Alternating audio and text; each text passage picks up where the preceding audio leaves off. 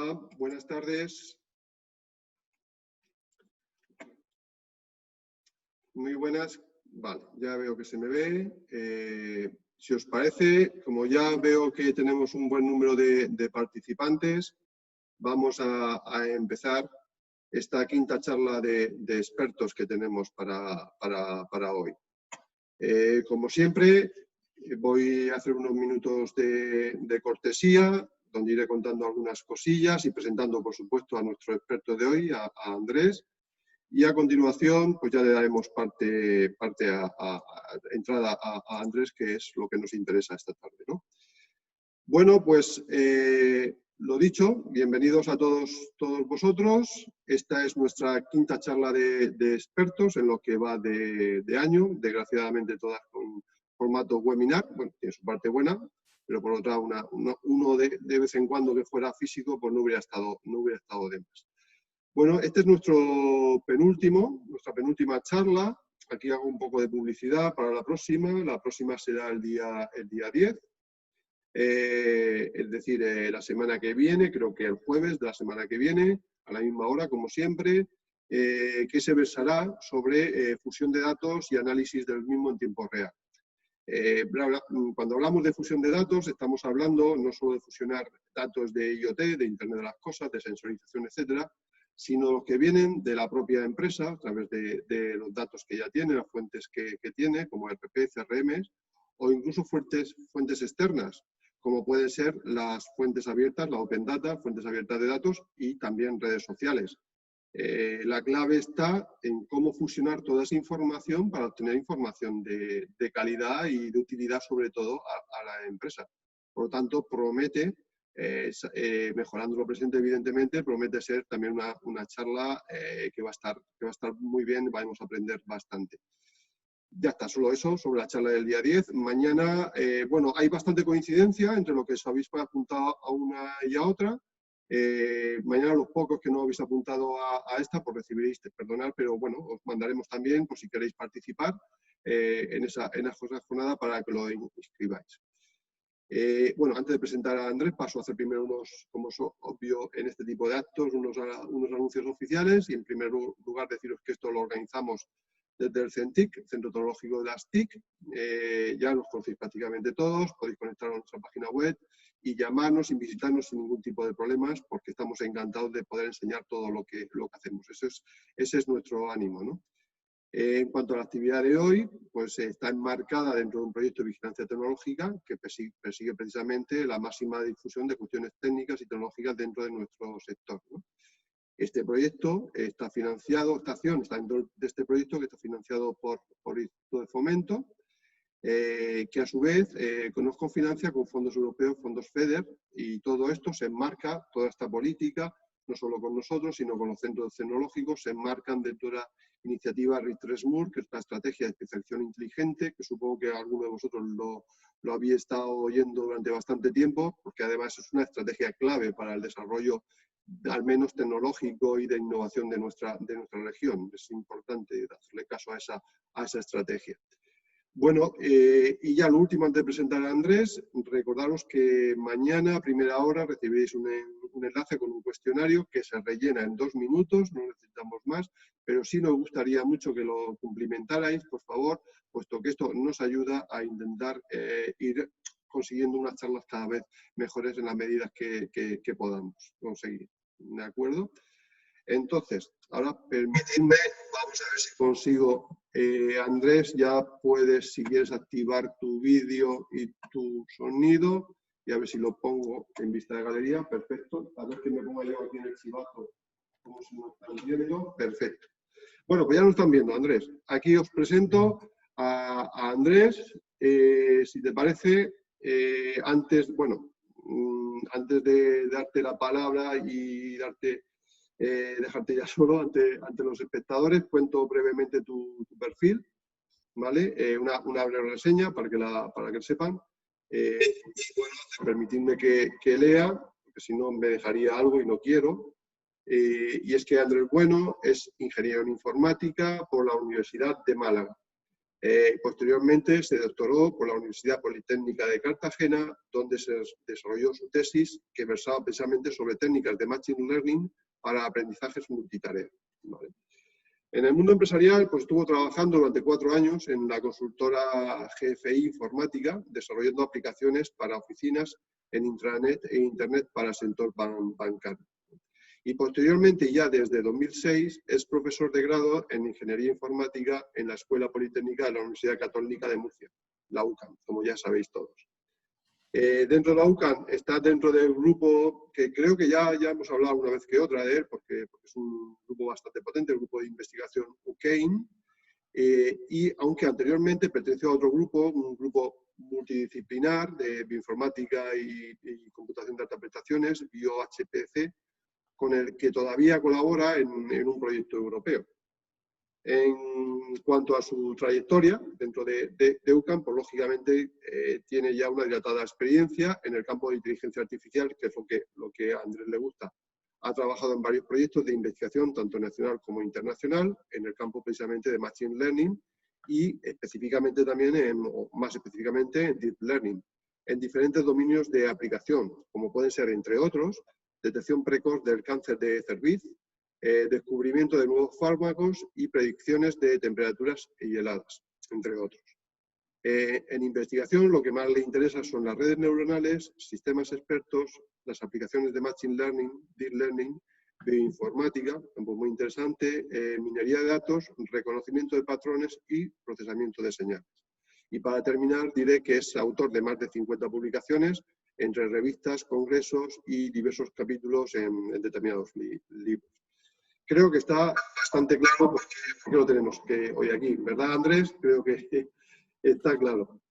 Sí, muchas gracias, Germán. Perfecto. Pues si te parece, Andrés, antes de dejarte ya a ti solo, explico la mecánica del acto. Bueno, ya la mayoría de las personas que nos están viendo lo saben, pero repetirlo por si alguno no se acuerda o si alguno es nuevo y ya te dejo aquí. Entonces, recordaros que ahora lo que va a hacer Andrés es, pues pasará a contarnos todo lo que tiene que contarnos y para ello dispondrá su intervención de unos 40-50 minutos, ¿no? Cuando la dejaremos solo y cuando termine de nuevo volveré yo a entrar y le iré proponiendo las distintas preguntas que habríais podido ir efectuando durante su disertación y luego las que continúen con posterioridad. Para hacer las preguntas, pues como siempre, vamos a utilizar, y recomiendo que podemos utilizar, tenéis abajo 2 opciones, la de preguntas y respuestas, según veo aquí en el chivato, y el chat. Os recomiendo que el chat lo uséis para cualquier tipo de comentario que queráis hacer durante la disertación, cualquier cosa que os resulte os llame la atención, pero no las preguntas en la medida que podáis. Yo estaré atento, pero se me puede pasar alguna pregunta que pongáis ahí y luego no poder proponérsela a Andrés. Por eso os sugiero que para ello uséis solamente, única y exclusivamente, el apartado de preguntas y respuestas. A partir de ahí, pues ya tenemos el tiempo necesario para poner todas esas preguntas, con nuestro objetivo de terminar, como siempre, de forma puntual sobre las 7:30 más o menos. Entonces, ya Andrés, todo tuyo para lo que quieras. Gracias, Germán.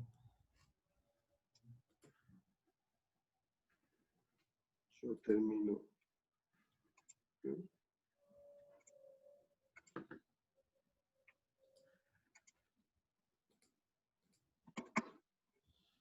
Bueno, acabo de compartir pantalla, ¿se ve bien? Sí, perfectamente. Vale, pues bueno, antes de nada agradecer al CENTI el detalle de invitarnos a esta presentación. Y bueno, comentaros lo que ha comentado Germán, ¿no? Que pertenezco a la Universidad Católica San Antonio, al grupo UCAIN. Ahí tenéis mi correo electrónico por si necesitáis después de la charla cualquier consulta o lo que queráis. De todas maneras, luego, pues al final de la charla también os lo proporcionaré. Bueno, de lo que vamos a hablar de Deep Learning. Y bueno, ahí tenéis un poco la agenda, ¿no? La idea es pues que quede claro la diferencia entre lo que es el Machine Learning y lo que es el Deep Learning. Vamos a ver también algunos casos de éxito, veremos muchos ejemplos de Deep Learning para que un poco tengáis claro sobre todo el ámbito, ¿no? Las cosas que se pueden hacer. Y luego, pues, haré también un breve comentario de los trabajos que estamos desarrollando, de investigación, también todos relacionados con el Deep Learning. Bueno, el principal problema es definir, ¿no? Definir inteligencia artificial para ubicar lo que es Machine Learning y lo que es Deep Learning, porque el problema que tenemos cuando definimos inteligencia artificial es que podemos encontrar muchísimas definiciones y cada una pues es totalmente diferente. Entonces, ¿cuál es el problema? El problema principal es la propia definición de inteligencia. La propia definición de inteligencia, dependiendo de dónde nos encontremos, es decir, del área en donde estemos trabajando, si somos matemáticos, somos psicólogos, somos filósofos, pues entenderemos la inteligencia de una manera. Entonces, claro, esa dificultad de entender qué es la inteligencia o de definir qué es la inteligencia, pues complica un poco lo que es esa definición de inteligencia artificial. Entonces, como he comentado, podemos encontrar muchas definiciones de inteligencia artificial, pero todas tienen algo en común, ¿no? Todas hablan de algoritmos, máquinas que hacen cosas que el hombre requiere inteligencia para poderla hacer. Y esto, pues bueno, empezó en el 56, cuando se reunieron una serie de eruditos para decidir, pues, ponerle un nombre a todo esto, ¿no? Ponerle una definición y empezar a definir qué es inteligencia artificial y cuáles van a ser los siguientes pasos que se iban a dar sobre inteligencia artificial, ¿no? Porque cada uno estaba haciendo la batalla por su cuenta y un poco la idea de unificarlo, y fue un poco el primer punto de inflexión sobre inteligencia artificial.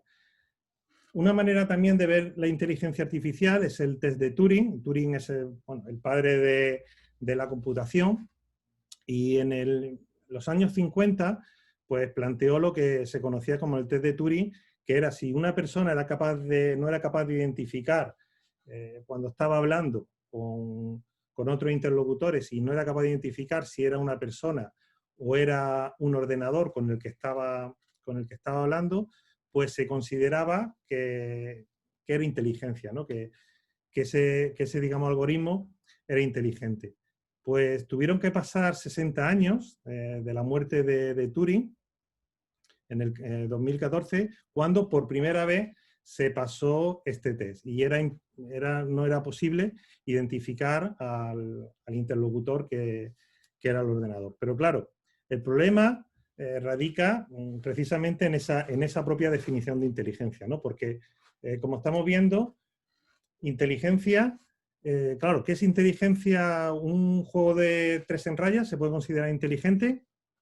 Claro, depende del punto de vista, ¿no? en que lo veamos. Por ejemplo, yo podría definir y decir, bueno, si voy a establecer una serie de reglas, si yo empiezo jugando ahí, mi oponente, por ejemplo, coloca en el centro, pues siempre voy a colocar en el siguiente extremo, de tal manera que él le esté obligando a bloquearme alguna de las salidas, y al final pues tengo una combinación que en la siguiente seguro gano por un lado o por el otro. Incluso puedo hacerlo en forma de árbol y tener todas esas posibilidades de una manera que no hay aparentemente ningún tipo de inteligencia.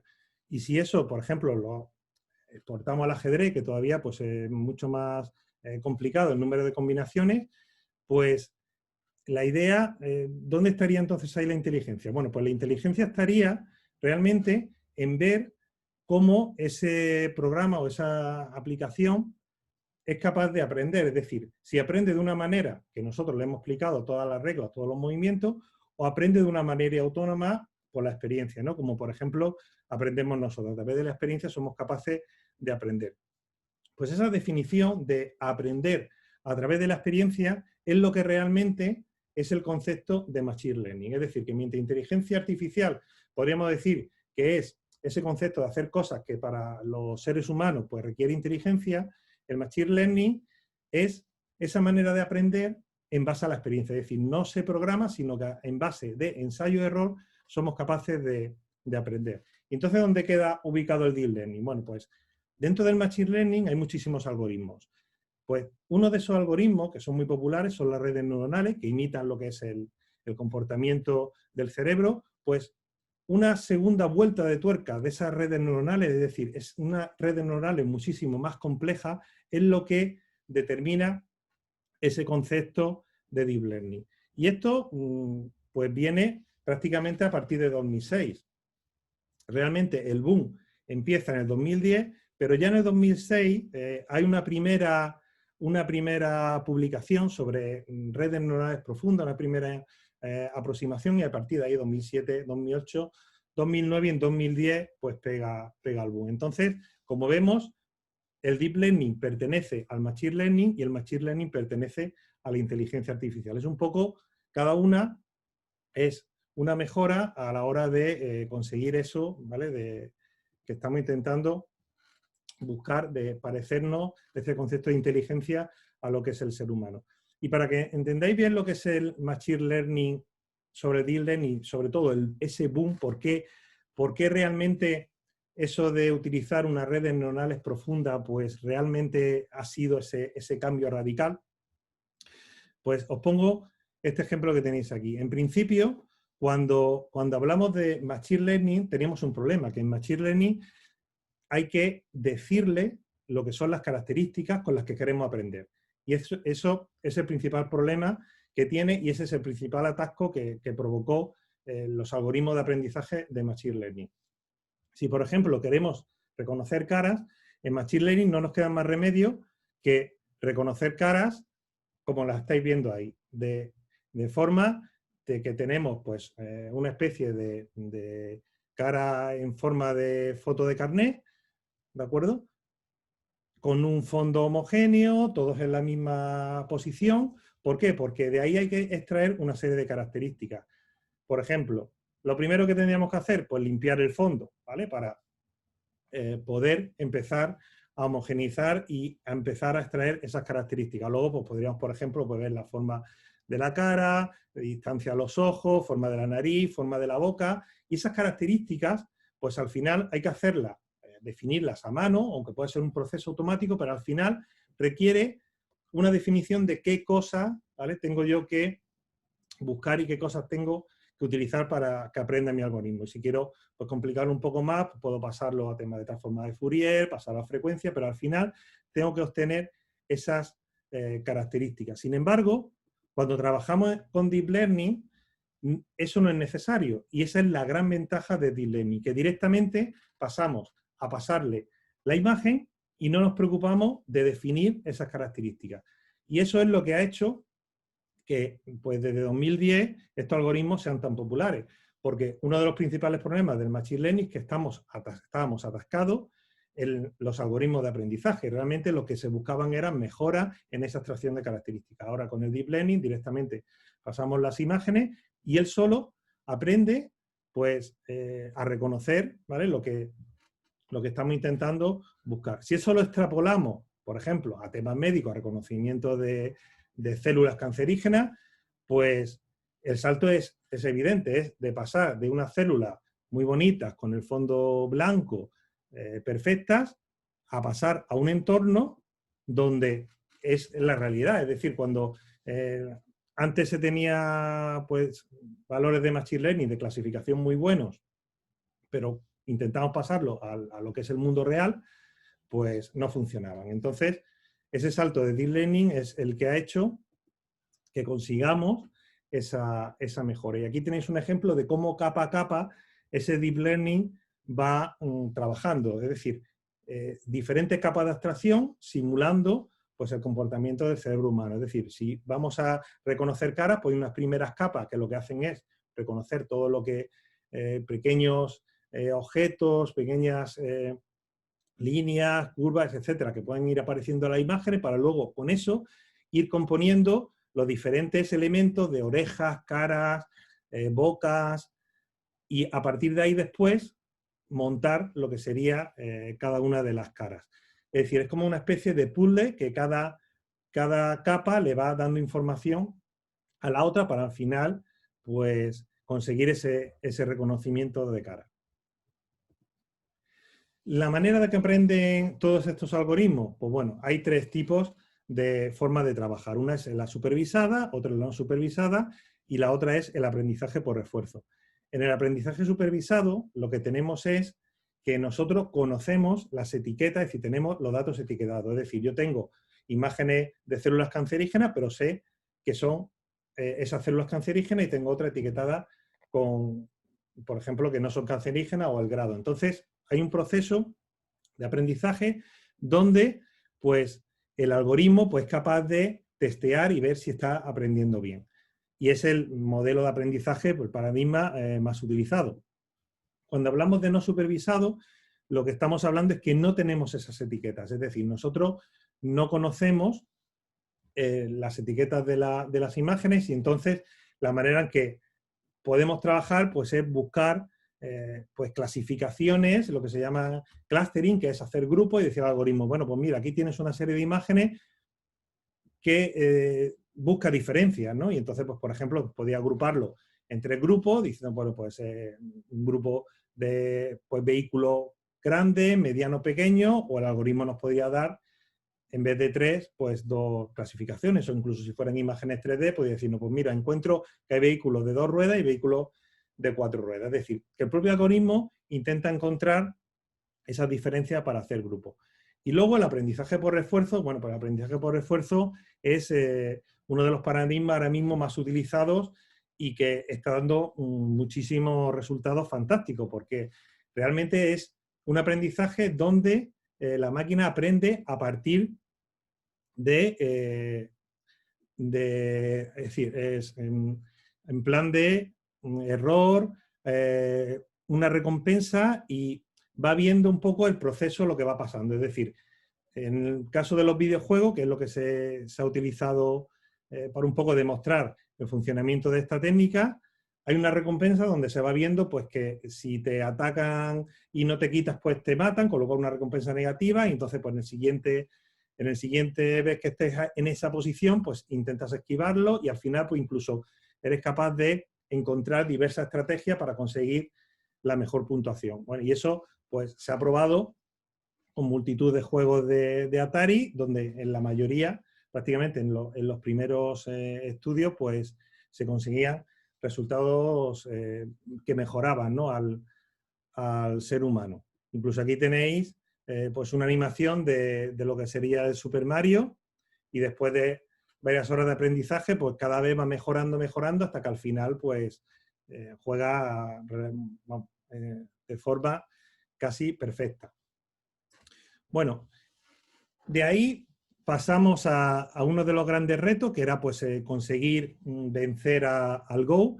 El Go es un juego que es muy parecido al ajedrez, un juego chino, pero que es muchísimo más complicado porque tiene muchísimas combinaciones. Bueno, pues en 3 días el algoritmo AlphaGo de DeepMind, que fue luego posteriormente comprado por Google en 2014, pues en 3 días ya era capaz de vencer al campeón del mundo de Go.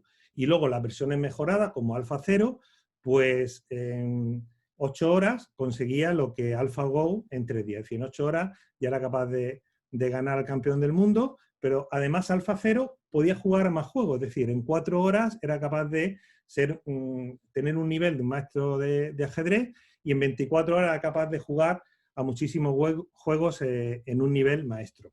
Pero todavía quedaba otro reto. Y el reto eran los juegos de estrategia, porque los juegos de estrategia, como por ejemplo StarCraft 2, pues son muy complicados en el sentido de que hay muchísimas combinaciones. Es decir, depende de dónde empieces a construir, las tropas, cómo te muevas con el mapa. Pues AlphaStar consiguió ganar a los campeones del mundo de StarCraft 2 con un entrenamiento de solo 14 días y luego explicaron los creadores que era el equivalente a esos 14 días de entrenamiento con 16 CPUs que utilizó el algoritmo, era el equivalente a un ser humano si no comiera ni durmiera, si estuviéramos las 24 horas jugando a este juego, pues tardaríamos 200 años en tener el mismo nivel de experiencia que tenía AlphaStar. Por lo cual, evidentemente, pues, como he comentado, derrotó sin ningún problema a sus adversarios y, de hecho, incluso haciendo combinaciones nuevas y extrañas de sacrificios que en principio no se explicaba y que en un futuro pues, consiguieron muy buenos resultados. Claro, esto al final se puede extrapolar a cualquier tipo de campo, desde, por ejemplo, temas de radiografía, mamografía, porque ya no hay ni siquiera que marcar una región, sino directamente etiquetar, decir, mira, todas estas radiografías tienen cáncer, todas estas radiografías pues no tienen o no tienen estas microclasificaciones, y el propio algoritmo es capaz de encontrar dónde está y clasificarla de una manera perfecta. Y incluso también se ha utilizado para el tema de radiografía para detección de COVID, donde es capaz del algoritmo detectar casos de COVID frente a problemas de neumonía. También se ha utilizado para el tema del lenguaje de signos en tiempo real. El algoritmo es capaz de reconocer ese lenguaje. También muy utilizado en Facebook, por ejemplo, para detectar memes ofensivos o fake news. El algoritmo es capaz de coger la imagen, coger el texto, interpretar el texto, ver si es coherente con la imagen y detectar, por ejemplo, si es alguna fake news para eliminarla. Detectar, por ejemplo, sentimientos en tiempo real. Pues igual, entrenamos al algoritmo con muchas caras de distintos sentimientos y al final el algoritmo es capaz de aprender por sí solo. Por ejemplo, en este caso, pues dice, pues es una probabilidad prácticamente de 0,9 de sorpresa, pero además una sorpresa con felicidad.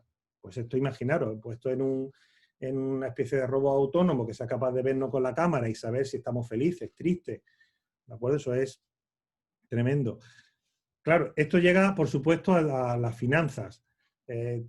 ¿Por qué? Porque estos algoritmos funcionan de manera espléndida, pues, para reconocer series temporales y predecir datos en un futuro. Pues, temas de predicciones bursátiles, temas de por ejemplo, esto es un ejemplo de criptomonedas, de predicción de criptomonedas. Ejemplos de predicciones de tiempo, temperatura.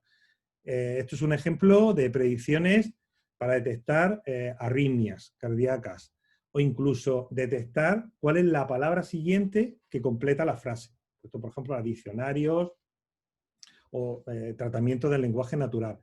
Incluso para darle contexto a una imagen. Es decir, ya no solo no nos conformamos con decir, pues ahí hay una imagen de un pájaro, sino es un pájaro que está volando sobre el agua. ¿De acuerdo? Y también, pues, la NASA lo está utilizando para detectar movimientos de satélites, pero movimientos de asteroides, para ver, pues, temas de colisiones con planetas. De hecho, a finales de este año, la NASA, en finales de 2019, la NASA puso una oferta de empleo que buscaba un experto en ciencia de datos y que fuera, pues, con conocimiento de todo este tipo de algoritmos de Deep Learning. Detección pues, en vehículos. Esto es, pues, es algo que vemos ya cada día en los anuncios de coches. No solo detectar todo lo que hay a nivel de advertir al conductor, sino incluso para los vehículos autónomos. Y claro, incluso para los vehículos autónomos detectar el movimiento, ¿vale? Para saber si pues, alguien está cruzando, dónde va a estar cuando esté el vehículo, y ahí incluso hay una problemática con problemas éticos, ¿no? De, bueno, ¿y qué pasa si vemos que vamos a chocar? Pues, ¿qué prioriza? ¿Salvar al conductor? ¿Salvar a los peatones? Y si intento girar a la izquierda, que también hay peatones, ¿qué evalúo? En uno hay niños, es decir, ahí hay un debate que es bastante complejo. Detección de matrículas en tiempo real, es decir, ya no hace falta que te pare la Guardia Civil y te pida el seguro, aquí directamente pueden comprobar si has pagado el seguro, si tienes la ITV al día o incluso detectar, pues, coches robados. Seguridad en aeropuertos, pues esto se está utilizando ahora mismo para detección, pues eso, de terroristas o cualquier cosa extraña que podamos encontrar en los aeropuertos. Objetos sospechosos, detectar de forma automática en el tema del pasaje, o incluso más aún, detectar comportamientos anómalos, es decir, poder detectar movimientos de gente extraña, gente que se pone en la cola y que luego se vuelve a poner otra vez la cola, grupos que se mueven de un sitio a otro, incluso una maleta que se ha dejado durante un tiempo olvidada de una manera sospechosa. Pues todo eso los algoritmos lo están analizando. Y claro, Si está en el aeropuerto, pues a alguien se le ha ocurrido, bueno, ¿y por qué no lo llevamos también al supermercado? Pues esto no es una idea para el futuro. Esto ya, el año pasado, ya en Japón, pues se hizo e incluso se estaba obteniendo valores de un 81% de acierto, ¿de acuerdo? Es decir, monitorizar a la gente, saber, pues una persona de tal edad, con tal pinta, catalogarla dentro de un determinado grupo, con posibilidad de si esta persona pues va a cometer un robo o no. Y al final, pues bueno, detectar clientes habituales, clientes que entran por primera vez, es decir, las posibilidades pues son infinitas. En el deporte, pues también, puesto que sustituimos lo que es la pizarra, lo que es los algoritmos, o sea, lo clásico, a monitorizar pues todos los movimientos para detectar pues posibles estrategias o incluso posibles jugadores que deberían de jugar en distintas posiciones. En agricultura aquí, por ejemplo, este algoritmo detecta los distintos tipos de fresas, ve cuáles están maduras, cuáles hay que recoger o no, y una vez que lo detecta, ve el sitio exacto donde habría que recortarla y a continuación pues manda un brazo robot que corta la fresa y la deja en la caja. Y también pues se está utilizando en construcción para detectar pues temas de logística, y un poco, pues luego con todo esto, pues hacer una especie de mapa y detectar anomalías y mejorar todo el tema de la producción, ¿vale? Y temas de seguridad. Y también todo esto, pues bueno, a nivel de resumen, también utilizándolo Netflix, Spotify, Amazon para hacer sugerencias, detectar perfiles, ver lo que le gusta a una persona, pues te puede gustar a ti. En servicios financieros, pues la banca, pues igual para detectar temas de fraude, posibles sugerencias, ¿no? Para temas de préstamos, temas de productividad, para incrementar o parar la producción, para control de stock, redes sociales, para ver, pues, por ejemplo, pues temas de amistad, ¿no? Para proponer, o incluso lo que hemos visto antes, para detectar fake news, procesamiento del lenguaje natural, pues lo mismo, Siri, Alexa, etcétera, ¿no? Reconocimiento de lo que es el habla para luego pues, hacer respuestas que parece que estás hablando con una persona de verdad. Hacer marketing dirigido exactamente a un determinado público, ¿no? Que no te lleguen cosas que no te interesan, sino justo lo que te interesa. Temas de transporte, logística y ciberseguridad para análisis de antivirus, spam, etcétera. Bueno, me gustaría ahora un poco que intervinierais el público. ¿Cuánto pagaríais por este cuadro? Germán, si quieres por el chat me puedes decir si hay alguna sugerencia. Imaginad que queréis comprar este cuadro para vuestra casa. ¿Cuánto estaréis dispuestos a pagar? ¿Algo por el chat? ¿Hay alguna sugerencia, Germán? Sí, 100 euros, Venga, 80. lo tenemos a la venta. 100 euros. No mucho, dice otro.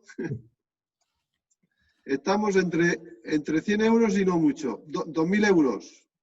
2.000 euros. Acaban Bueno, de poner ahí. Bueno, Es muy os interesante, digo... pero me ha surgido un... Ah, bueno, esto es una persona que desgraciadamente se tiene que ir. Nada. Tomás, Vale. no me gozamos. Pues no te preocupes. Bueno, pues este cuadro es el primer cuadro hecho con inteligencia artificial. Además, lo firma el algoritmo, es decir, lo he puesto ahí ampliado. La firma del autor del cuadro es el algoritmo utilizado y como ya digo, es el primer cuadro que se ha hecho mediante inteligencia artificial. Bueno, pues este cuadro resulta que los autores estimaban que, bueno, que podrían ganar sobre unos 7.000 euros aproximadamente, ¿no? Que ya es bastante con respecto a la estimación que se estaba dando en el chat. Bueno, pues este cuadro, ¿vale? Y atención a todos los que trabajáis en inteligencia artificial, se vendió por 432.500 euros, ¿de acuerdo? En una subasta en una galería de arte. 432.500 euros, ¿vale? El primer cuadro hecho mediante inteligencia artificial. Y la manera en que está hecho es una manera totalmente revolucionaria. Es lo que se denomina, y lo pongo, y ahora también quiero enseñaros más información de esto, porque son las redes, las que se denominan las GAN, las redes adversarias, que es otro salto en la inteligencia artificial. Es decir, si el Deep Learning provocó un cambio radical, este tipo de redes, que pertenecen a Deep Learning también, pero que dio otra vuelta de tuerca a lo que es el Deep Learning. Y con ese tipo de redes podemos hacer cosas tan maravillosas como pintar, pues lo que estáis viendo ahí, ¿de acuerdo? Es decir, dibujos que parecen hechos por crío, y luego el algoritmo automáticamente nos genera, a partir de ese dibujo, nos genera ese cuadro, ¿de acuerdo? Y ahora vamos a ver el paisaje. A partir de ahí es capaz de generarnos este fantástico paisaje. Esto lo podéis ver, esto es una página web que se llama Gauguin, y es decir, está disponible al público, es decir, es como una especie de Paint donde pintáis, hacéis el garabato que queráis y bueno, y al final os reconstruye, como veis, un cuadro fantástico. Lo único que tiene, que hay que decirle un poco, mira, esto que estoy dibujando es una roca o es un árbol, pero podéis dibujarlo como sea y al final el algoritmo, como habéis visto, lo pinta de una manera fantástica. Reconstrucción de huecos. Como veis aquí, la mente humana eso lo hace muy fácil, pero para un algoritmo esto era muy complicado. Pues, como veis aquí, se le ha quitado un trozo a la imagen y es capaz de reconstruirla de una manera pues, muy eficiente. ¿De acuerdo? Reconocimiento de caras. ¿Vale? Pensad por un momento, perdón, reconocimiento de caras no, creación de caras, ¿vale? Pensad por un momento, aquí hay una serie de imágenes de rostros.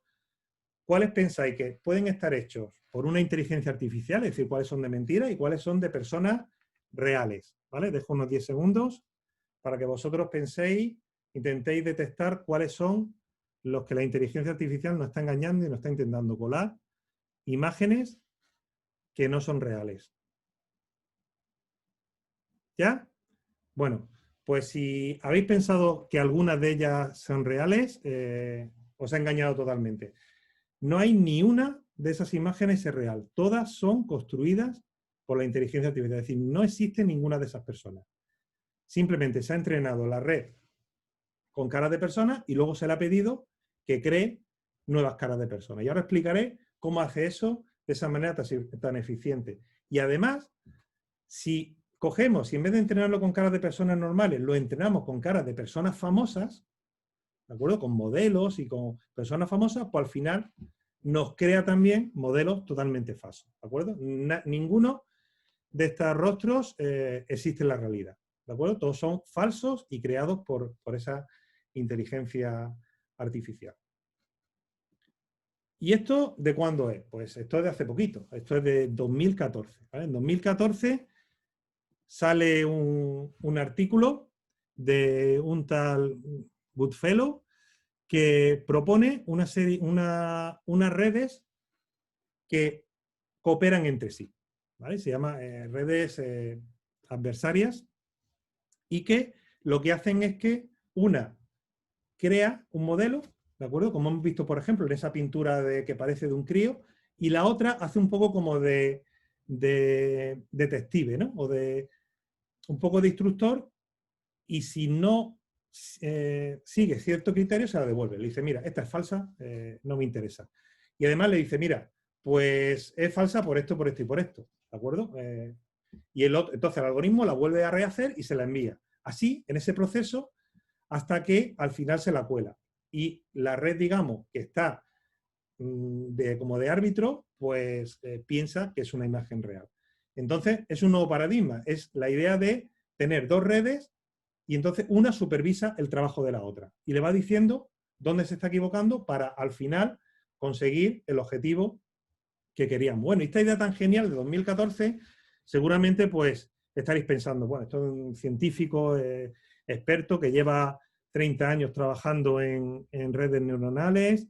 Pues no, ¿vale? Y precisamente lo pongo por eso, porque esto lo hizo un chaval de 29 años mientras, pues bueno, discutía temas de proyectos fin de carrera, terminando la carrera con sus compañeros, estaban buscando maneras de hacer pues más datos ¿vale? Máscaras, por ejemplo, para el tema de reconocimiento de cara, de una manera artificial, porque tenían pocos datos y necesitaban más datos, y él se recurrió a la idea de montar esa ¿vale? Estrategia de dos redes cooperativas donde una hace un poco de supervisión de lo que va haciendo la otra. A los compañeros les pareció una idea rara, no les gustó, él se fue a su casa, se puso a programar.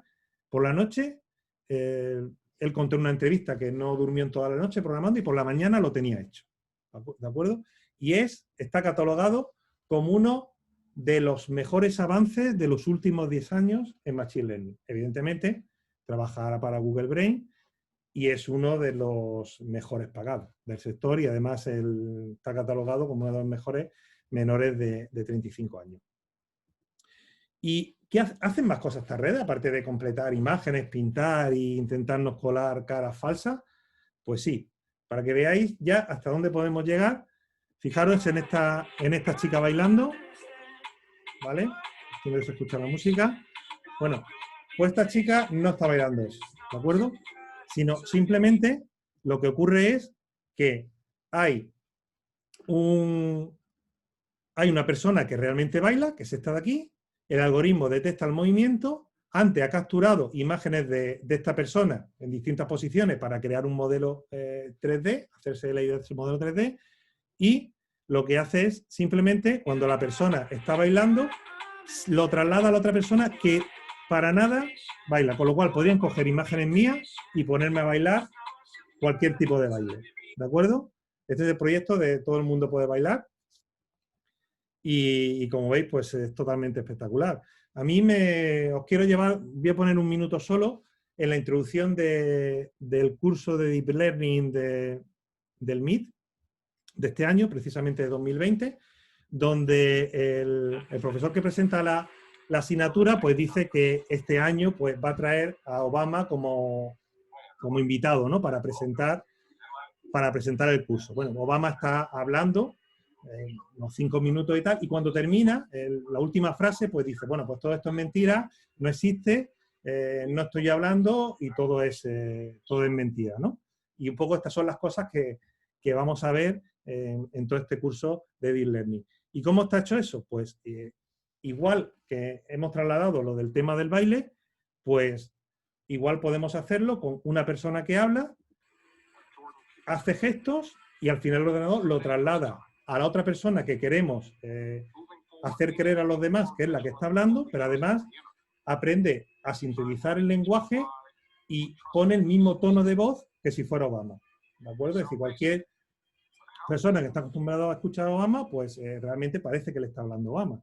Y claro, esto, ¿hasta dónde puede llegar? Esto ya parece increíble. Bueno, pues todavía puede llegar más lejos. Es decir, puede llegar una persona y decir, ¡guau! Esto es maravilloso para cometer un robo. Bueno, pues ya está hecho el primer robo utilizando este tipo de inteligencia artificial. 220.000 euros, ¿vale? Haciéndose pasar por el gerente de una compañía y haciendo transacciones, hablando y los demás pues pensaban perfectamente que estaban hablando con ese CEO de la compañía. Y viendo un poco también los problemas que pueden tener la inteligencia artificial, pues esto no es tan maravilloso, también comete errores. Por ejemplo, aquí vemos dos personas, una que la identifica perfectamente como persona y la otra que lo identifica como un pájaro, porque simplemente tiene una camiseta muy grande de un pájaro y la inteligencia artificial se va a pensar que eso es un pájaro. Imagina el problema si esa persona está cruzando la carretera y un coche autónomo pues piensa que lo que hay está cruzando un pájaro y no tiene problema en seguir para adelante. O, por ejemplo, esta señal de tráfico donde se ha iluminado dos trozos, pues precisamente esos dos trozos que están iluminados le hace pensar a la inteligencia artificial que la señal no es de esto, sino que es de girar a la derecha, porque las señales de girar a la derecha tienen esa zona, ¿de acuerdo? Haciendo la forma, esta de aquí, ¿vale? de giro hacia la derecha. Entonces, claro, esto incluso, bueno, ahí a nosotros a simple vista nos chocaría, es decir, nos podría poner alerta, pero es que esto se puede hacer mucho mejor, es decir, podemos incluso añadir cierto señal de ruido que el ojo humano es capaz es decir, no es capaz de verla, a añadírsela a la imagen, pero que para la inteligencia artificial las señales a cambiar de stop a máxima velocidad, ¿vale? 100 kilómetros por hora. Con lo cual, imaginaros eso, el peligro que podría tener a nivel de realizar atentados para, por ejemplo, un coche autónomo o un dron o cualquier vehículo que fuera autónomo. ¿Y esto por qué ocurre? Bueno, pues esto ocurre porque realmente lo que ve la inteligencia artificial es lo que veis ahí a la derecha. Es decir, lo que cuando nosotros vemos aquí unos perros muy cariñosos y tal, la inteligencia artificial lo que ve son simplemente números que corresponden a los colores de las imágenes, de los píxeles. Y entonces, al final es como una caja negra que nos viene un poco la información, nos tiene la salida, pero falta esa comprensión de qué es, ¿vale? O por qué se decide ese tipo de clasificación, ¿de acuerdo? Sobre esa entrada. ¿Acordáis del test de Turing? Os lo puse al principio, ¿de acuerdo? Pues precisamente esa idea, ¿vale? De la que estamos hablando, de ese fallo de las redes, un poco pone en cuestión el test de Turing. Es decir, ¿realmente es inteligente esto? Y es un poco, es lo que se llama el paradigma de la habitación china. El paradigma de la habitación china nos viene a decir, bueno, ¿qué pasa si yo me meto en una habitación donde tengo unos manuales fantásticos de chino que yo no entiendo, pero son fantásticos y una persona me da información por un lado, yo lo busco en ese manual y sé la información que le tengo que dar a la otra persona. Para el otro interlocutor, pues se cree que está hablando con alguien que sabe chino, pero realmente la persona que está ahí dentro no tiene, ¿vale? ni idea. Bueno, y ahora os quiero contar, ¿vale? Muy, muy rápidamente, ¿vale? Porque también me estoy... bueno, vamos ahora mismo bien de tiempo, pero todavía quedan cosas. Los trabajos con los que estamos, es decir, que estamos un poco investigando en la universidad, ¿vale? Para dar un poco también idea de las cosas que estamos haciendo, ¿vale? Control de invernaderos, ¿vale? Automáticos, ¿vale? Con temas de IoT, temperatura, temas de riego, también pues control de recursos, ¿vale? Gestión de recursos de agua, todo eso utilizando las redes que os he comentado antes, esas redes secuenciales que se llaman el STM, que precisamente pues dan una predicción. Ahí, por ejemplo, veis el tema de la predicción que es prácticamente perfecta. Es lo mismo que se utiliza en la bolsa, se utiliza para cualquier tipo de predicción de series temporales, que de hecho en estos dos proyectos que he comentado antes está el CENTI también colaborando con nosotros. Lesiones en la piel, ¿vale? Pues un trabajo de un compañero que está trabajando sobre base de datos de melanoma y bueno, pues aquí hay muchos problemas porque los datos no están balanceados, hay muchos de un tipo, de otro y bueno, aquí pues hay un proceso de aumento de datos de manera artificial para que podamos pues balancear los datos y poder entrar al algoritmo y esto pues ha dado lugar, esta investigación, a una aplicación móvil para directamente pues hacer una foto sobre la lesión y que automáticamente pues nos vaya diciendo un poco pues el tipo de patología que pudiera tener. Siempre, pues luego, la verificación del médico. Todo esto son sistemas de ayuda. También estamos trabajando en cáncer de cuello de útero, donde, como os he comentado antes, hemos pasado de trabajar de imágenes limpias a imágenes donde pues, se presentaba pues, mucha mezcla, superposiciones, imágenes borrosas. Pues bueno, pues el algoritmo es capaz ya de absorber todas esas imágenes y darnos una predicción bastante buena utilizando pues, ese tipo de redes neuronales convolucionales que funcionan también para el tema de imágenes y ya trabajar en un entorno real, que es lo que queremos, trabajar directamente sobre las citologías. También estamos colaborando con la empresa Cela Medical Solution de aquí de Murcia, etiquetando imágenes en 2 dimensiones procedentes de resonancia y a partir de ahí se crean modelos en 3 dimensiones, ¿vale? Como los que estáis viendo ahí. También en el descubrimiento de fármacos tenemos trabajo hecho donde aquí aplicamos el aprendizaje por refuerzo, el que visteis antes utilizando para videojuegos, para cambiar el paradigma que hasta ahora se había estado investigando, que es el que veis aquí a la izquierda, que es de mandar muchos ligandos para intentar ver cuál es el fármaco ¿vale? que realmente reacciona con esa molécula, a utilizar un único ligando que se va a ir moviendo por la proteína para al final pues situarse en el sitio óptimo, ¿vale? Un poco con la misma mecánica de ese aprendizaje por refuerzo que os conté antes del sistema de juego. Y también colaborando con el grupo VHPC en un proyecto europeo, H2020, pues estamos trabajando también en el proyecto REVER, que es un proyecto para cáncer colorectal, que es la tercera causa de mortandad en Estados Unidos. Y la idea es, pues, unificar 7 biobancos europeos para hacer un modelo interpretable, porque como hemos visto, el principal problema de todo esto es que esos modelos funcionan muy bien, pero no son interpretables, no sabemos el por qué, y esa interpretabilidad nos va a permitir pues, irnos a una terapia individualizada para poder coger el paciente y tratarlo de manera individual.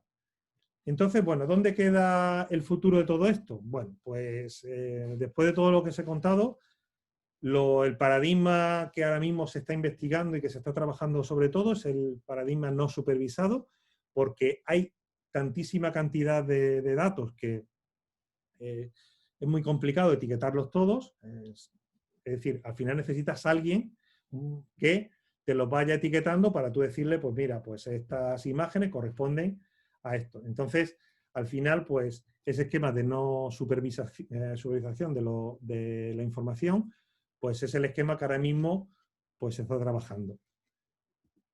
También el tema de la interpretabilidad para intentar comprender, ¿vale? ¿Qué es lo que hacen estos algoritmos? El tema de sentimientos, ¿vale? Y sobre todo, pues también temas de conciencia, ¿de acuerdo? Es decir, es un poco ahí, tema de sentimiento, conciencia, es lo que ahora mismo tenemos ese gran salto. Es decir, conseguimos resultados muy buenos, conseguimos resultados realmente espléndidos a la hora de clasificar, hacer regresiones, ver series temporales, incluso lo que habéis visto, caras, etcétera. Pero ahora mismo, temas de sentimiento, conciencia, etcétera, es algo que nos queda un poco para dar ese gran salto. ¿Y qué hay de la creatividad? Bueno, pues de la creatividad, ahora mismo, pues se está trabajando mucho con la música, ¿vale? Intentando hacer que estos algoritmos pues, hagan cosas con música, como por ejemplo con Jukebox, que lo que hace es que, al igual que teníamos esa voz de Obama hablando cuando era otra persona, pues era capaz de Jukebox de coger, interpretar canciones por artistas que realmente no están cantando esas canciones.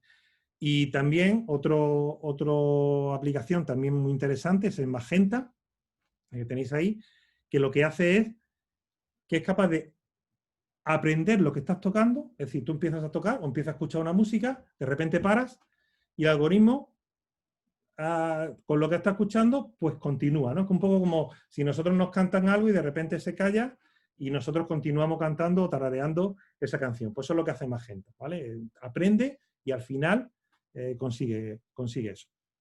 Bueno, pero claro, os dejo una reflexión. Todo esto está muy bien, ¿vale? Continúa una canción, me pone voces de otros cantantes, ¿vale? Pero conseguir, por ejemplo, una orquesta, es decir, conseguir que todos los instrumentos toquen a la vez, que todo esto esté coordinado, pues en principio, ¿vale? Me gustaría que pensarais si lo veis factible y si lo veis algo que una IA pueda hacer, ¿vale? Bueno, pues si habéis pensado que no, realmente esta es la primera orquesta que toca una canción hecha por una inteligencia artificial. Es decir, lo que estáis escuchando lo ha hecho una inteligencia artificial que se llama AIVA, de AIVA Technologies, que utilizando pues aprendiendo de orquestas, escuchando también los instrumentos por separado, pues es capaz de aprender a crear ese tipo de música, ¿vale? Que es la que estáis escuchando aquí, creada totalmente por una inteligencia artificial. Y ya para terminar, pues me gustaría terminar con la frase de Peter Norvig, que a mí me gusta mucho, en su libro Inteligencia Artificial, un enfoque moderno, que dice que los hermanos Wright tuvieron éxito en la búsqueda de un artefacto que volara cuando dejaron de imitar los pájaros y comprendieron los principios de la aerodinámica. ¿Vale? Yo creo que es la mejor definición de lo que nos queda por recorrer.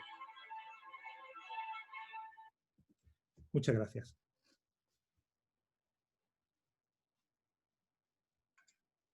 Muchas gracias, Andrés. La verdad es que, porque entro yo en vídeo, eso es. Vale, pues lo dicho, sí, si puedes ya dejar de compartir la presentación para que aparezca yo también en vídeo. Ahí está, ahí estamos los dos. Muy bien. Pues lo dicho, muchas gracias. Nos ha dejado un poco anodadado, la verdad, porque no has hecho nada más que desde el principio aportarnos mucha información y toda ella muy, muy interesante, la verdad.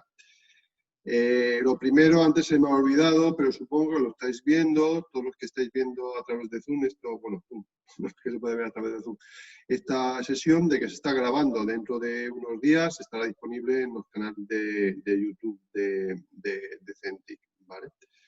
Bueno, pues es el tiempo ahora, muy bien en tiempo, Andrés. Te quiero felicitar que en ese sentido lo has cuadrado, son ahora las 7 menos un minuto, o sea que has cuadrado tus 45-50, fenomenal. Vale, vamos a pasar, si quieres, ya a las preguntas, que algunas están cayendo. Estáis usando el chat, me parece, por favor, usar las preguntas, también hay una. Y bien, voy a recordar la secuencia temporal con la que se han hecho. Hay dos de ellas en el chat que paso a leerte. Andrés, mira. Este es Francisco Ricau del ITI. Nos pregunta, bueno, te da las gracias, lógicamente, muy interesante y muy didáctico, lo reitero. También se ha comentado de las limitaciones de Machine Learning por la necesidad de contar con corpus etiquetados.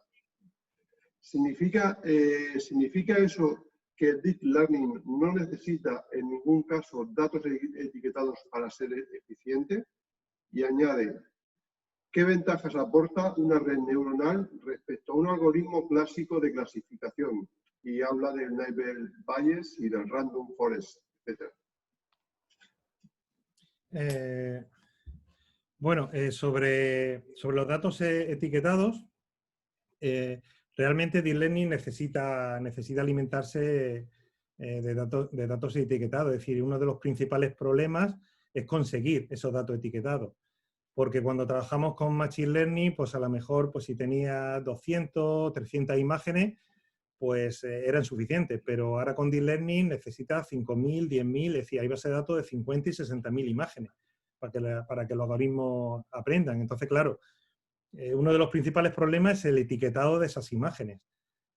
Entonces, por eso un poco he comentado la necesidad o la investigación que se está realizando sobre trabajar sobre datos no etiquetados, es decir, ese formato no supervisado, pero realmente ahora mismo los grandes avances que se están haciendo sobre Deep Learning están sobre datos etiquetados, es decir, todos estos avances de detección de radiografías por COVID o detección de cáncer en imágenes, todo eso se están trabajando con datos etiquetados. Y sobre lo que me comentas de las ventajas de una red neuronal sobre otros algoritmos, realmente, a ver, las redes neuronales lo bueno que tienen es que son muy adaptativas, es decir, que al final se adaptan al problema, a los datos que tenemos, incluso, perdón, si le introducimos datos que no valen a nivel como de, pues imagina, información que no es relevante para aprender, internamente se atenúan esas conexiones y al final ese dato es como si para la red no fuera importante. Un poco es la misma idea del comportamiento, ¿no? del cerebro. muchas veces depende de los casos. Hay problemas donde hay algoritmos que las redes neuronales funcionan muy bien y otros casos que a lo mejor algoritmos muy simples funcionan mejor que las redes neuronales.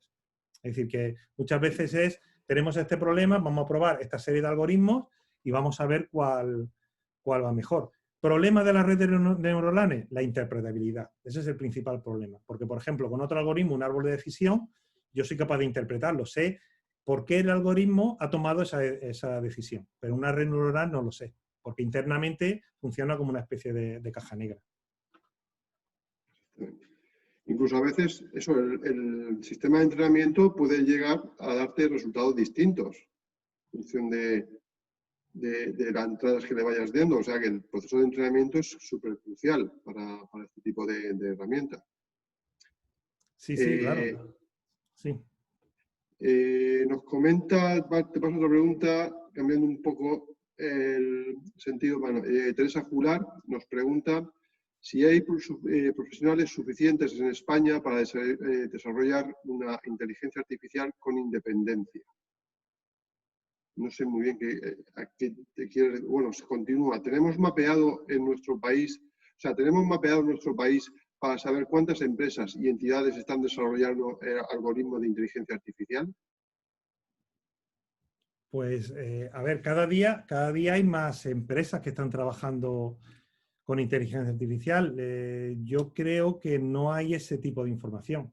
Por lo menos no la he buscado, pero yo creo que no está disponible un sitio donde puedas buscar... a ver, si buscas empresas que trabajen con esto, pues seguramente encontrarás, pero no...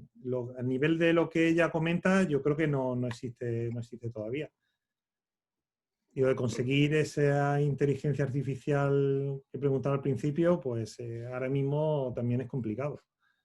Ahora mismo casi todas las líneas de investigación se están trabajando en darle servicio es decir, detección de problemas de cáncer, porque tenemos las imágenes, detección para determinar una temperatura, porque tenemos los datos de la temperatura, y al final estos algoritmos funcionan muy bien, pero otro tipo de inteligencia mucho más compleja, ahora mismo quizá la investigación va más por el otro extremo. Bueno, hay de todo, ¿no? Pero... Sí, claro.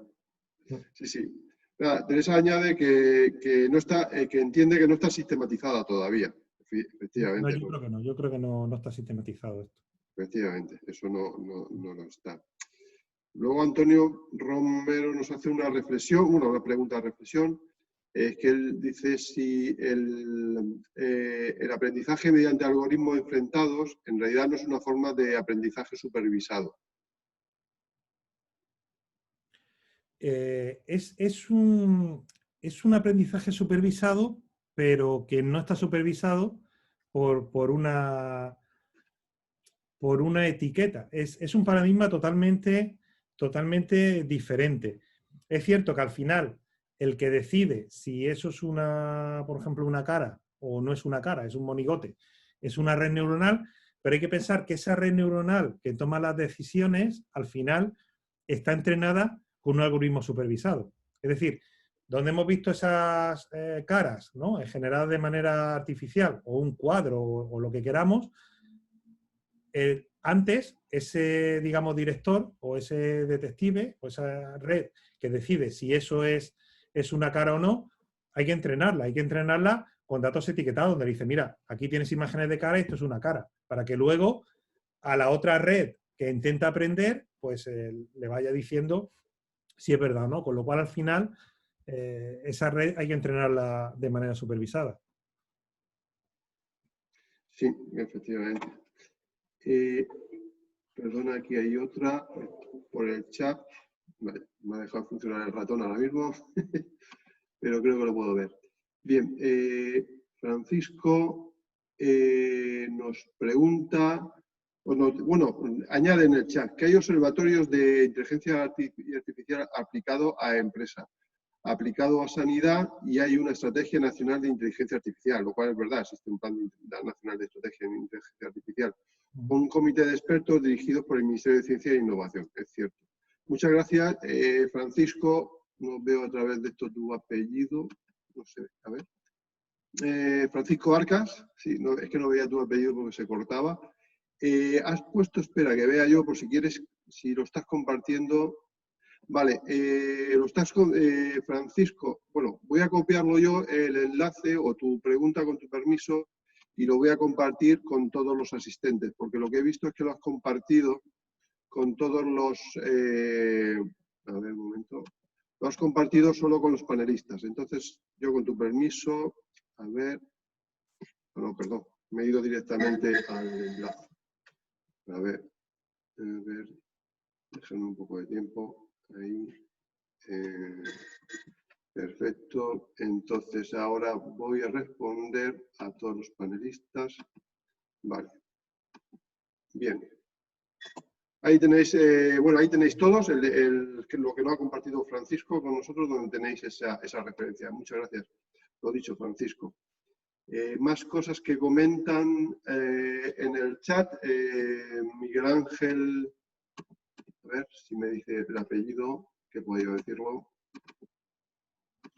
Pues no, antes lo he conseguido y ahora no. Vale, no, sí, ya sé cómo. Miguel Ángel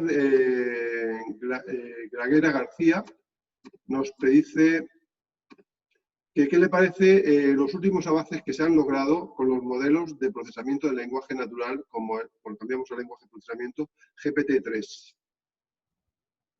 ¿Has trabajado algo en procesamiento del lenguaje natural? ¿Conoces esto?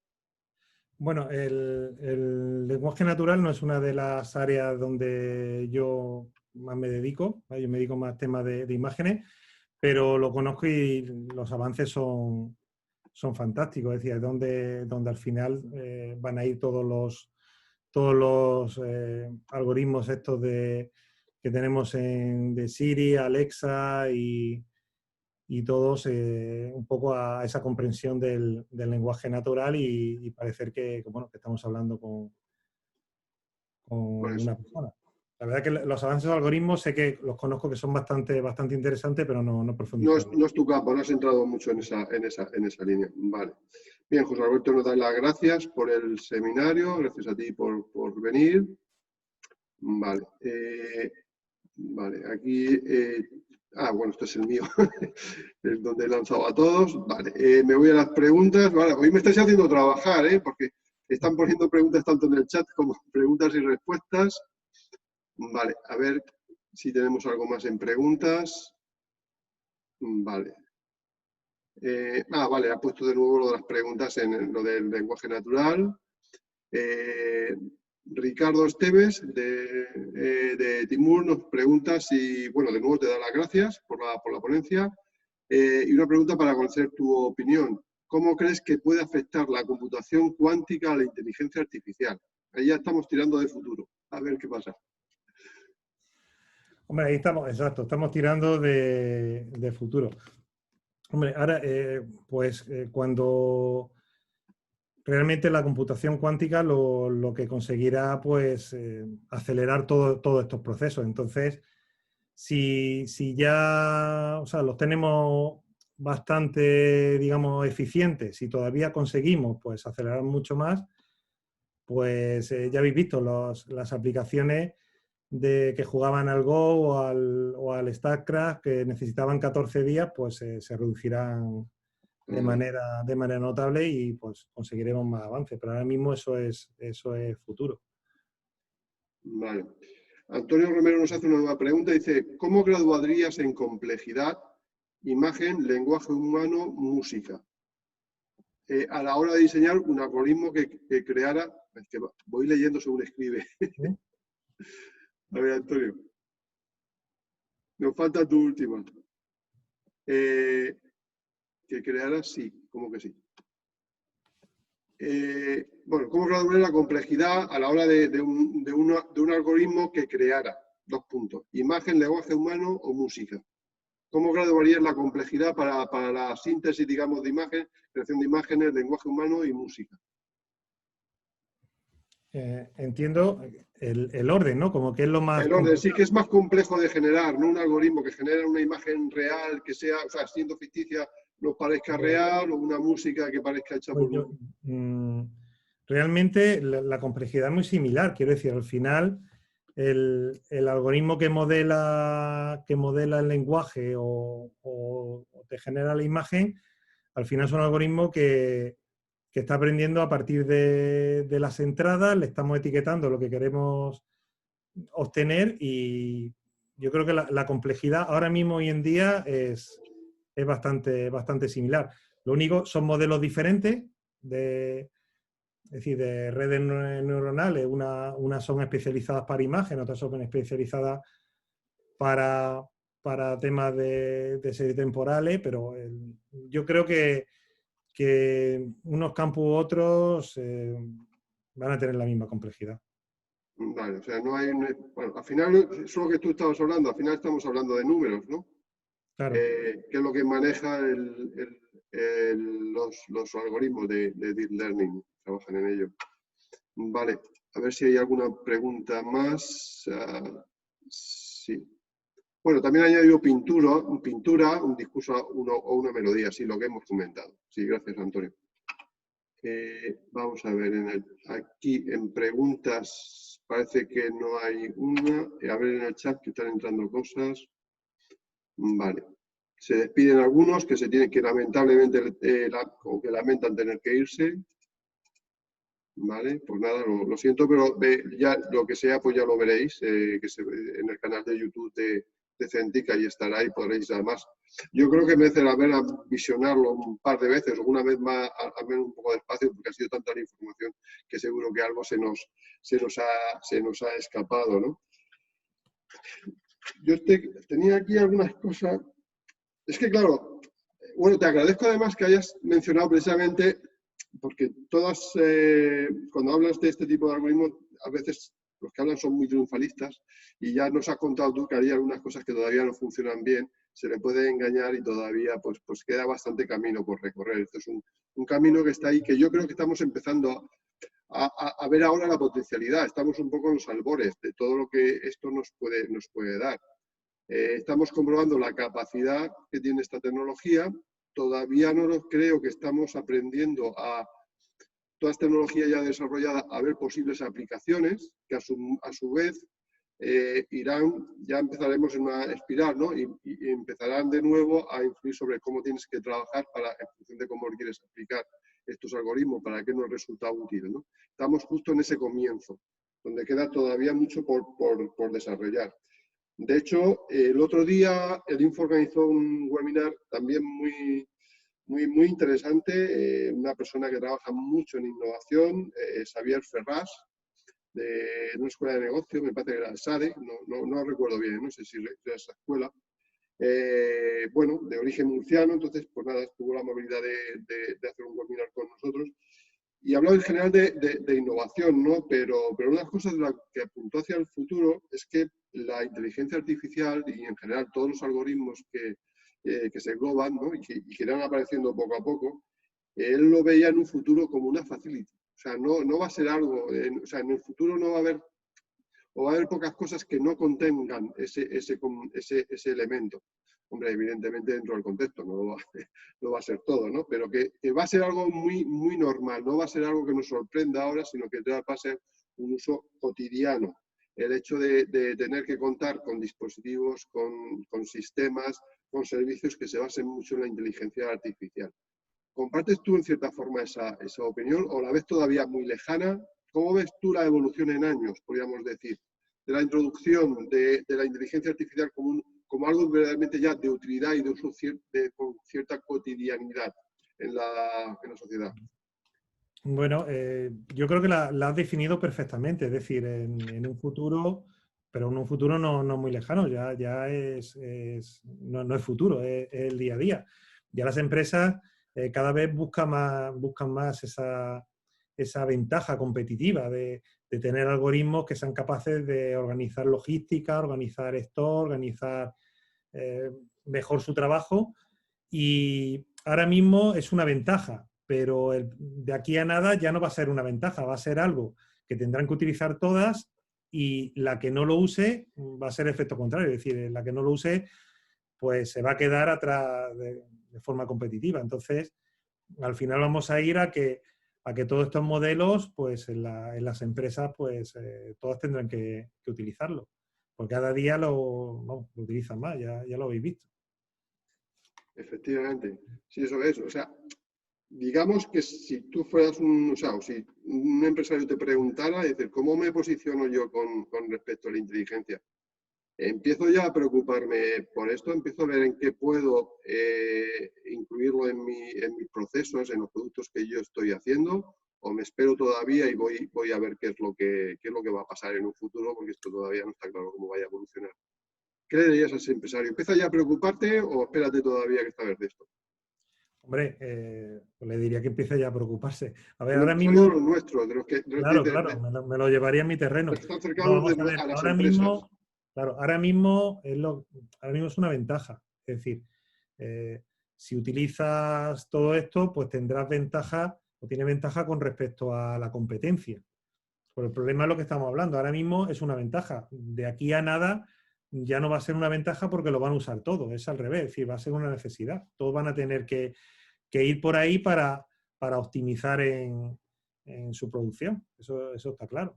Entonces, Entonces, ahora ahora mismo, mismo, pues bueno, puedes prescindir o puedes utilizarlo, pero ya cada día más las empresas se dan cuenta que todo esto es una información tremenda porque sí. las empresas generan muchos datos y al final te das cuenta que con esos datos puedes hacer cosas.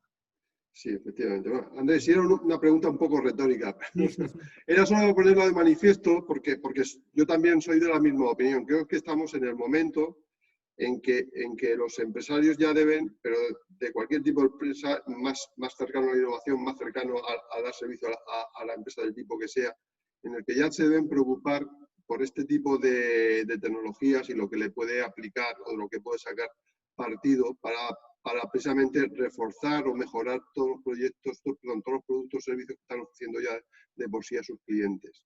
Es el momento ahora y como dices, si vas a esperar un poco, vas a llegar un poco tarde, porque esto desgraciadamente creo que va a tener una evolución exponencial. Es que cada vez vamos a ir oyendo más y más y más, y fíjate que ya estamos oyendo hablar bastante de estas cuestiones, ¿no? Yo creo que no pasa una semana o 2 semanas sin que en los grupos en los, ¿cómo se llama? En las noticias de masas, ¿no? En los medios de difusión, de comunicación de masas, no salga algún término, alguna noticia relacionada con la inteligencia artificial. Es ya raro no oír algo de esto. Vale, espera que aquí van poniendo más cosas. Espera a ver si puedo conseguir verlo mejor. Así.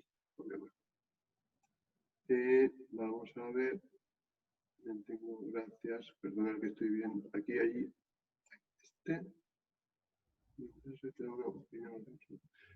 Vale.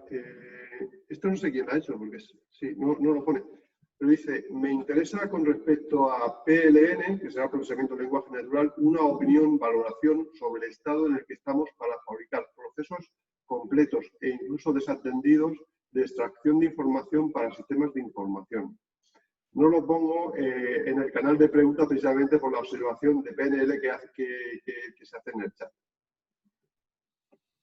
Sí, bueno, a ver, ahora mismo el PLN, pues se está utilizando muchísimo y es un poco los avances en combinarlo con imágenes, en combinarlo con el contexto. Es decir, pasamos de simplemente interpretar ese lenguaje a ya integrarlo en imágenes, como por ejemplo lo que he comentado, que hace Facebook o Twitter, ¿no? De intentar utilizar ese lenguaje natural, es decir, la interpretación de ese texto que aparece en una foto con el contexto de esa foto e intentar comprender si, pues eso, si es a lo mejor un fake o realmente darle contexto, ¿no? A ver si hay ironía o un poco... es decir, que ahora mismo el lenguaje natural es algo que está pues, en auge, la investigación y sobre todo con esa combinación con otros elementos, como por ejemplo pueden ser el tema de imágenes. Exactamente. Me pregunta de nuevo Teresa, esto es curiosa, espera que la encuentre. Me gustaría saber cómo trabajan los desarrolladores, ¿vale? Los que trabajan en esta tecnología. En el sentido de si son equipos pequeños o grandes y qué metodologías de gestión de management utilizan. ¿Y sabes tú algo al respecto? Bueno, a ver, aquí hay de todo. Es decir, habrá empresas que tengan equipos grandes y empresas que tengan equipos pequeños, de a lo mejor uno o dos trabajadores, que un poco pues eso es como todo, ¿no? Va a depender del personal y sobre todo lo que se quiere invertir en la investigación. Sobre la manera de trabajar, no sé si se refiere a los lenguajes utilizados, los frameworks. Entiendo, No sé sí, supongo es eso, al desarrollo de aplicaciones que si, puedan bueno, hacer el empresas, ¿no? desarrollo de aplicaciones, pues normalmente ahora mismo lo más utilizado es TensorFlow y Python.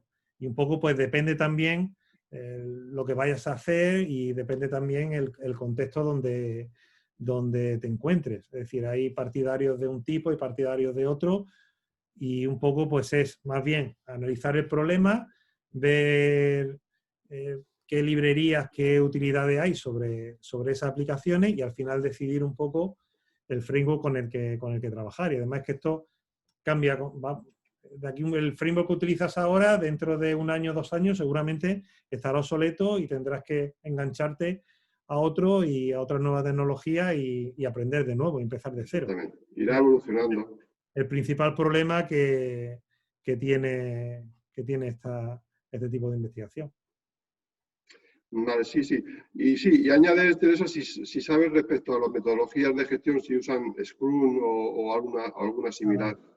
Sí, bueno, a ver, lo más usual, ¿vale? Pues digo un poco lo que solemos usar nosotros es Scrum. Es decir, el tema de metodología ágiles es lo más usual. Nosotros es lo que solemos utilizar en el proceso nuestro interno y en empresa, pues que yo sepa, pues la verdad es que es bastante popular el Scrum. Exactamente. Yo aprovecho para meter aquí una cuña publicitaria, y es que, y además Correcto, lo sí, sabes, porque Andrés, dais que cursos nosotros implantamos de sistemas metodología Scrum Scrum, sí, sí. y en empresas, no, y además tenemos un curso también sobre ciencia de datos que intentamos, basado en Python y los distintos frameworks que tienen que, de hecho, la última semana de noviembre terminamos. Y bueno, para el año que viene queremos volverlo a lanzarlo. Lo digo como cuña publicitaria, bueno, está bien, los alumnos se quedan contentos del curso porque permite una rápida introducción y eso anima bastante a los trabajadores a iniciarse en este mundo, que es lo que a veces puede costar siempre un poquito iniciarse, pero conseguimos hacerlo fácil, ¿no? para ellos. Bueno, pues no veo así nada más. Vale. Bueno, aquí hace una reflexión Joaquín Las Heras que dice que entiende que Andrés, que trabaja sobre todo con imágenes, pero como futuro la fusión de datos será clave para la evolución de la inteligencia artificial, incluyendo lenguaje natural, como se ha dicho. O sea, la Correcto. fusión de todo tipo de fuentes de datos, entiendo.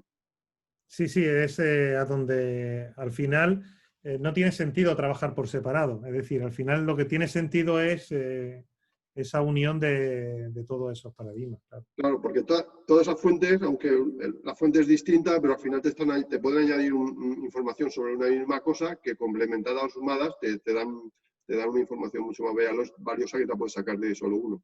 Eso está claro.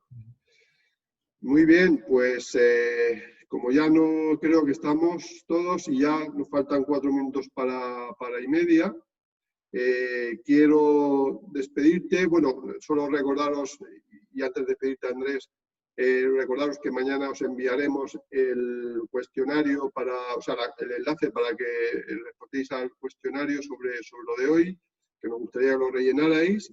Y recordaros que también, a lo que no os habéis apuntado todavía, recibiréis un email para la próxima, que va precisamente de fusión de datos, de cómo unir precisamente datos de distinto tipo o naturaleza que puedan existir para precisamente la suma del todo obtener más información que cada uno de los componentes, ¿no? Entonces creo que también, además lo hace un profesor, ¿no?, de la UCAM, que está ahora en la Universidad Politécnica, José María Cilia Chema, que tenemos el placer de tenerlo, pero también está bastante ocupado, eso, está muy ocupado, ahora cuesta mucho pillarlo.